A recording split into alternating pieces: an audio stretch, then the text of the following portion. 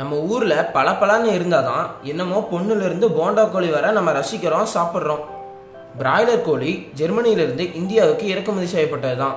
இதை இந்தியாவில் அறிமுகப்படுத்தின காலத்துல இதுல புரோட்டீன்கள் அதிகமா இருப்பதாகவும் உடல் வலிமைக்கு ரொம்ப நல்லது இந்த பிராய்லர் கோழின்னு சிக்கன் கம்பெனிகளாலும் மருத்துவர்களாலும் அந்த சமயத்துல சொல்லப்பட்டது.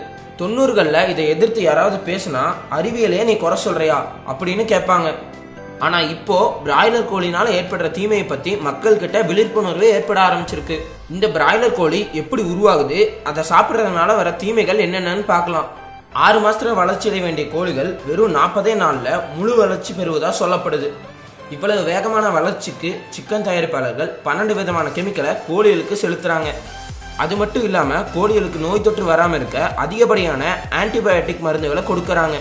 இப்படி பிராய்லர் கோழிக்கு அதிகமா சதை வளரணும்னு இவ்வளவு ஊசி போடுறதுனால ஆண்களோட விந்தணு உற்பத்தி அழிவதாகவும் பெண் குழந்தை 10 வயசுலேயே பருவமடைவதாகவும் சொல்லப்படுது. இந்த கோழியோட சதையில கெட்ட கொழுப்பு அதிகமா இருப்பதனால நமக்கு கல்லீரல்ல வீக்கமும் ஏற்படுது. CSE நடத்தின ஆய்வுல இந்த இறைச்சியை நம்ம அதிகமா சாப்பிட்டா நோய் தொற்று ஏற்படுதுன்னு ஆதாரப்பூர்வமா சொல்லியிருக்காங்க. இதனால புற்றுநோய், கல்லீரல் வீக்கம், உயிரணு பாதிப்பு, மஞ்சக்காமலை ஏற்படுன்னு அடிக்கிட்டே போறாங்க நம்ம வாட்ஸ்அப் மருத்துவர்கள். இந்த பிராய்லர் கோழியை பத்தி அமெரிக்க யூனிவர்சிட்டியில் நடத்தின ஆய்வுல இந்த கோழியோட அசுர வளர்ச்சிக்கு ஹார்மோன் ஊசிகள் தான் காரணம்னு, இதனால மனிதர்களுக்கு புற்றுநோய் ஏற்படும் சொல்லியிருக்காங்க.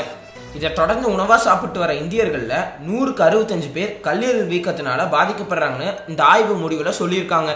எப்போ உணவு உற்பத்தியாளர் தன்னோட உணவு உற்பத்தியை வியாபார நோக்கத்துல மட்டும் பார்க்க ஆரம்பிச்சாங்களோ, நாமளும் டேஸ்ட்டுக்காக எதை வேணாலும் சாப்பிட ஆரம்பிச்சோமோ, அப்ப இருந்து நமக்கும் நம்ம உடம்பு ஆரோக்கியத்துக்கும் இடையில விரிசல் விழ ஆரம்பிச்சிருச்சு.